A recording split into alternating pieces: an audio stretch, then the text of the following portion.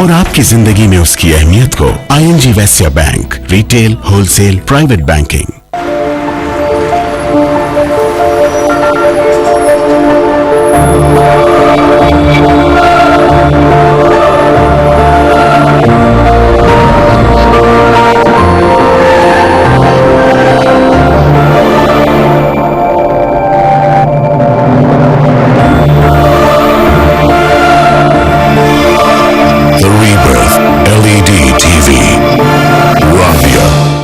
Sony.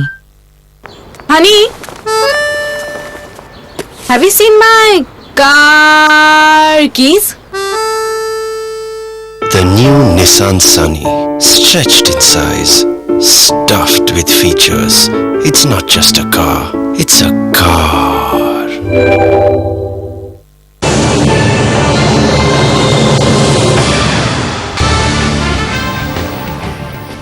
Welcome back. Things are quiet for the market this morning, so just treading water for the Nifty. Market breadth on again, off again. Mid caps just holding up, and the gaining list includes quite a bit of capital goods. There's PHEL that's up nearly 1.5%, L&T up 1.5%, and JP Associates, which is actually on track to be one of the biggest gainers this series, is the other one that's up about 1% or so. But let's talk more about numbers. DB Corp reported their numbers yesterday. Girish Agarwal joins in to talk about that. Girish, morning. There's been some pressure on your bottom line. Can you just walk us through what kind of impact you had to face, both in terms of raw material costs escalating and the one-time expense you had to incur on your new launches? How much of that dented your bottom line? Good morning. See, if you look at our business, so we still have around 35% of EBITDA margin in the H1 from our mature markets, all the places where we already present. And whatever we invested last 2 quarters has been our new markets like Jharkhand and Maharashtra. So that's the reason you see a temporary pressure on the bottom line. But if you look at the top line, we have advertising growth of almost 18% in the H1. I think in the current scenario, 18% is a pretty good number on the top line. Morning, Girish. Can you just break this 18% up for us? Because we've been hearing that at the national level, the advertising situation is becoming quite sluggish, but you're being bailed out by local advertising. Can you just give us a comparative picture of the two? Yeah, very much. I think the retail is growing at 20% plus, and the national is below 10%. And you are right, the national market is a bit sluggish, and I think retail is which is our forte, because almost 62% of advertising comes from the retail. When you mean retail, can you when you say retail, can you take us to what segments you actually mean, and do you see this kind of growth as sustainable?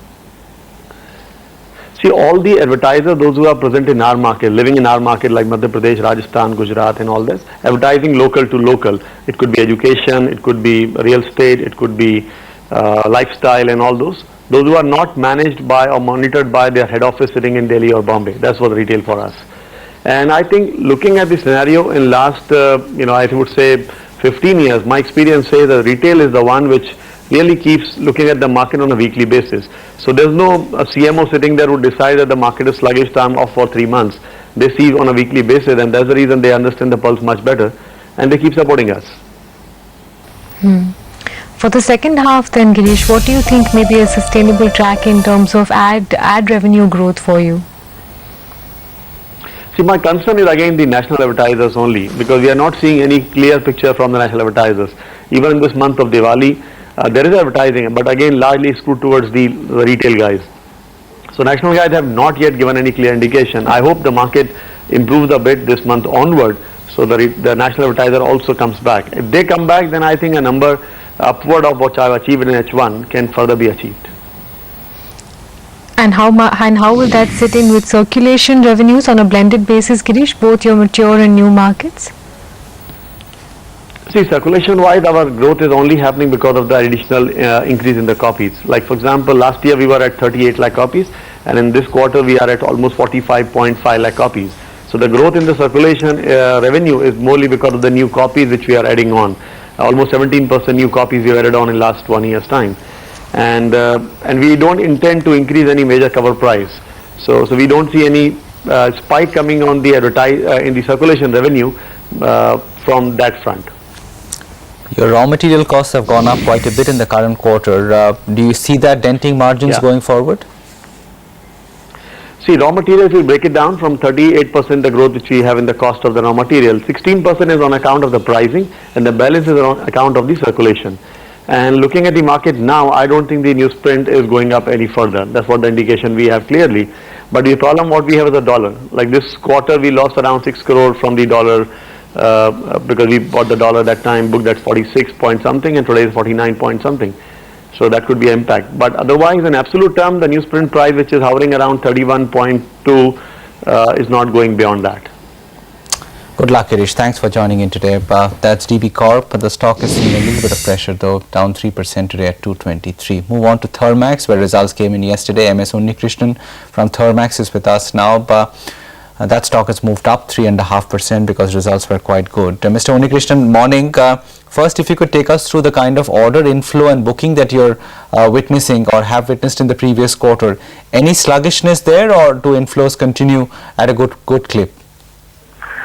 Well, then order booking, considering the economic situation prevailing across the world and for the country, we have done quite okay because our order booking is 1189, marginally lower than previous year same time. But if you were to look at the order booking, there is one segment where there had been no major orders coming in, that is from the captive power segment or an EPC segment for the company. Otherwise, generally for the water business, the chemical business, pollution business, our conventional boiler business, all of them have seen an improvement in order booking for the last quarter. Now, the ground reality is that there are inquiries, demand is there, but finalizations are taking a much longer time in comparison to what we would normally expect. Mr. Unnikrishnan, morning. So can you just break up what it is exactly that you're seeing on power bookings, because that contributes nearly 20% to your total order book? Power segment would contribute normally to a 20%. It has come down to maybe almost a 10% in the current quarter. When I say power based, it is a water treatment plants that we would supply to a power plant or a pollution control equipment, or in some cases the captive power plant orders that you would be receiving. So that segment is seeing absolute sluggishness, and I would blame it to the very high rate of interest prevailing and availability of coal and land availability. These are the kind of reasons which are dealing the power project. It's a national issue right now. It's nothing to do with a sector of the industry. I would rather say that it's a issue which needs attention from the government to take care of at this point of time. But despite that, as a company, we have done quite okay on the booking.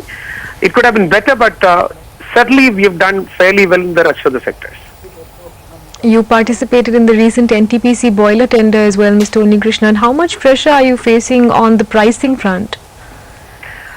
That was from our joint venture with Babcock and Wilcox. There is a pricing pressure on the power segment, but overall segment also, since the number of orders getting finalized are lower than what used to be in the earlier past, competition sometimes can succumb to lower margin, but we have not had to come down to that kind of a level. We are still able to manage our prices because we have got a set of customers. We are going to talk about, we have got 65% of my orders coming from existing customers, repeat orders. They already have a brand experience of Thermax in terms of the performance, in terms of efficiency. Our products are far superior than what you normally would get in the market. So we continue to be drawing I can't say premium, but a preference from the customer. So we are able to maintain our price at this point of time. But the concern is more in terms of the raw material prices going up, despite a slackening demand world across. A typical situation prevailing in India about the raw material availability, especially the coal and the iron ore, the steel prices are going up when the price should be coming down. So that is a phenomena which worrisome for everybody in the market. Speaking of that, your margins came off a bit to 10.78% in the current quarter. Do you see it slipping further? No, certainly no. This quarter, because you're comparing that with an earlier quarter or an earlier year same quarter, whenever I have an EPC execution a little more than what it was earlier, because the margins available for any EPC company is lower than what you would get on a product sales. So whenever my EPC sales is more than what it is in the previous quarters, you might find a drop. But overall, we should be able to retain and maintain the margins at almost the same level that you're seeing it. Good luck, Mr. Unnikrishnan. Thanks for joining in today. That's Thermax. Numbers were pretty good. Top line certainly was 3.5% up, that one at 438. Markets back in the green, though just about up 2 points now at 5094, but essentially we are wading through a fairly flattish morning of trade. The mid caps are doing marginally better. We'll be right back.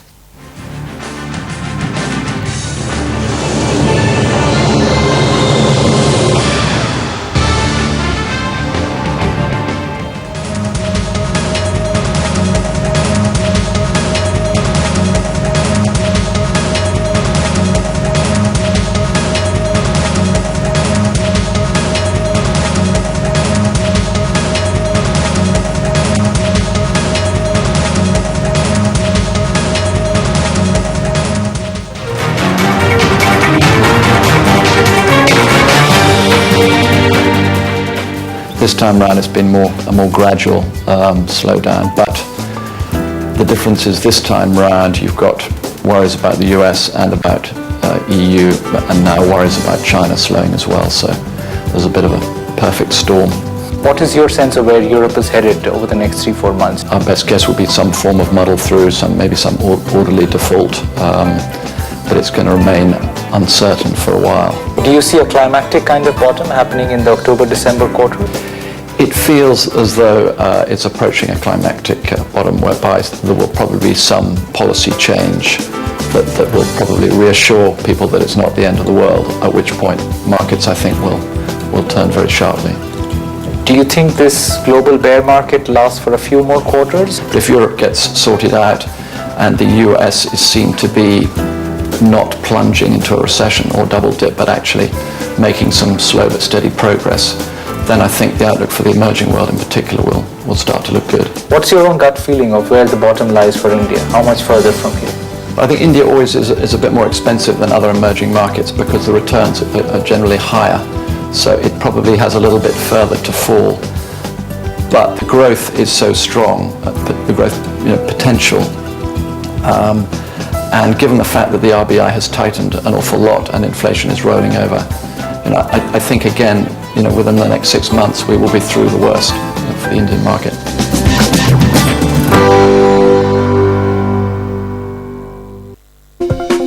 Open Exchange brought to you by La Opala, My Diva, My Inspiration, and Forbes India Leadership Awards presented by Lodha. America's deadliest swamp, where man must kill or be killed. Alligator is a killer machine. They can take you and put you overboard. देखिए इंसान और alligators के बीच मुकाबला. Swamp people, सिर्फ history पे. Swamp People, only on history. Why dream small? Move up to sedan class in the all-new Vista. The style of a sedan. The space of a sedan. The power of a sedan. The features of a sedan. The all-new Vista. Sedan class. She liked this one. Okay, sir. Go.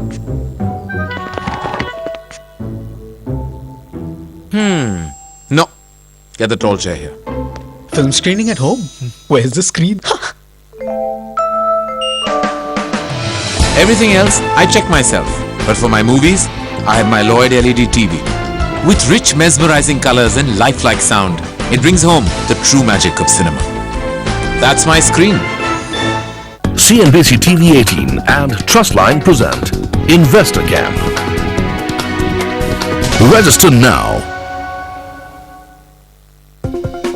Presented by Trustline. Cafe partner, Cafe Coffee Day. This festive season, bring on the smile.